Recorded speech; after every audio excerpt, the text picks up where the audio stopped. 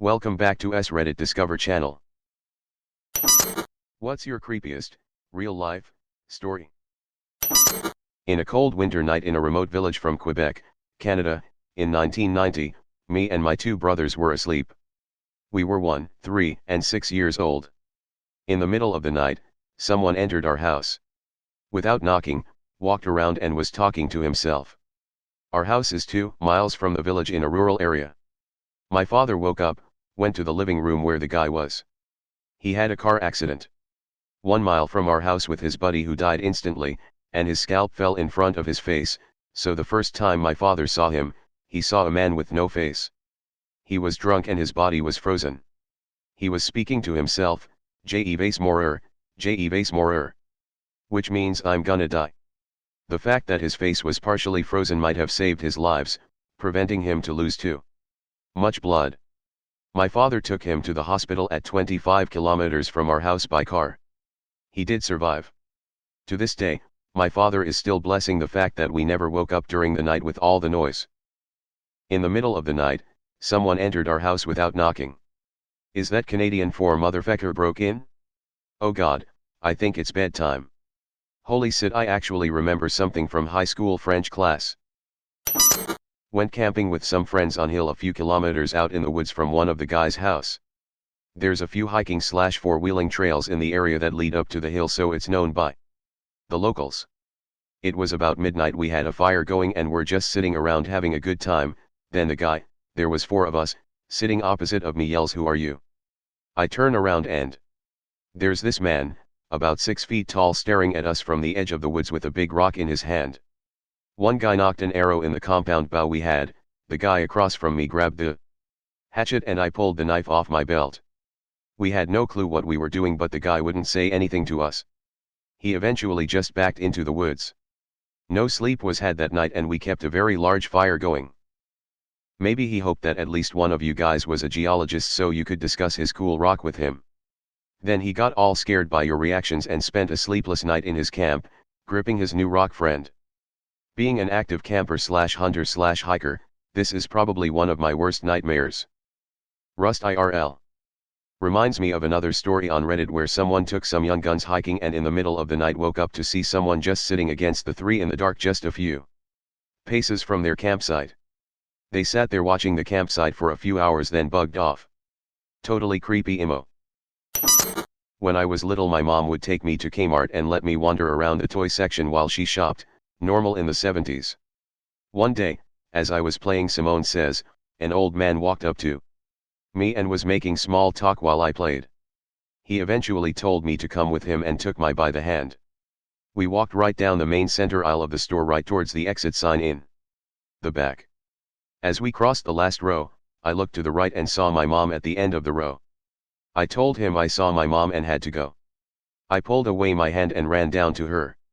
I didn't tell her what happened because I didn't want to get in trouble for going with a stranger. It was several years later that I realized that I had probably narrowly avoided being molested, kidnapped, or worse. Very similar story.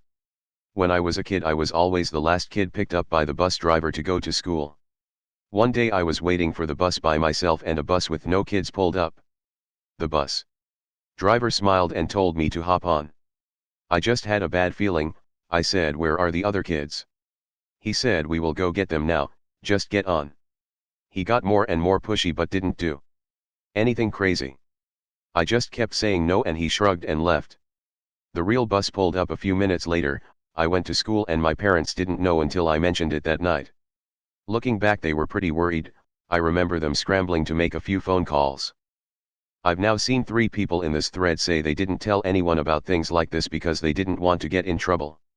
Seems like parents need to update their "don't talk to strangers" speech. Otherwise some kid might think that they're better off going with the stranger, since they might get yelled at if they go back home or something. Simone Says, Hasbro's unsuccessful attempt to appeal to their slowly growing feminist audience. Last year, a guy came to my house's door around 9 o'clock at night. He knocked and I got my mom, and she went out to see what was up. By the way, we live in a very rural area, so visits that late are extremely uncommon and strange. The guy talked to my mom about how he was opening a business, asked whether she liked American-made products, then handed her a Clorox container as a sample. He went back to his minivan and opened it to get a vacuum cleaner when my mom saw 5 other men sitting inside. She told me to run and get my phone, since we don't have a landline. I couldn't find it, so I got my knife and stood around the corner. She threw the container outside and told them to get the hell off her property, as well as that she was calling the cops. They peeled out of the driveway and we never saw the car again. Oh yeah, a quick, and lighter-hearted, addition. 2 months later my mom found a single, bearded guy putting filled garbage bags by the back door. She asked him what the hell he was doing. He responded by saying, "This is for your little girl, my little sister." Again, she told him to get the hell out, then went through the bags. They were filled with garbage, dirty clothes, and empty tampon containers. Edit: I forgot to mention that each of these exchanges occurred at the back door when the light was off. Lighter-hearted addition. Then I read it. When I sold Kirby vacuums, they would pack all the salesmen in a van and drive us out to different neighborhoods, and we could try to get people to listen to our sales pitch from 9 a.m. until 9 p.m. or until someone in the neighborhood called the cops.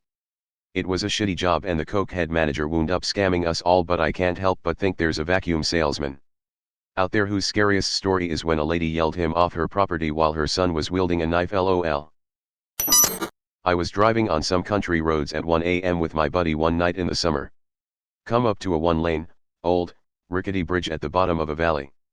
The bridge is also next to an old bar that now sits abandoned and is frequently vandalized, so it's already sketchy. Pull onto the bridge and there is a car waiting on the other side. At first we thought nothing of it. If a car is on the bridge, you have to sit there and wait your turn to cross. But here's where it gets spooky. My friend and I get closer and closer to the car, but something is wrong. We see a white glove waving at us at about halfway to the other side. As we are almost across the bridge, we see that the person waving his white glove has an expressionless mask on. Needless to say, we freak the fuck out as we have to slowly weave around the car and stare face to face with the person still waving. Drive off, scared shitless, but have to take the same road back. We get to the bottom of the hill, car is still there, but there is no one inside. We kinda look around for a second before we GTFO of there, and we haven't been back since. Feck expressionless masks, man. Accidentally drove to a meeting spot for an illicit deal. +1 for use of spooky. Was spooked. What's an expressionless mask? Like one of those olden days ones. Feckin' Slenderman Sid man.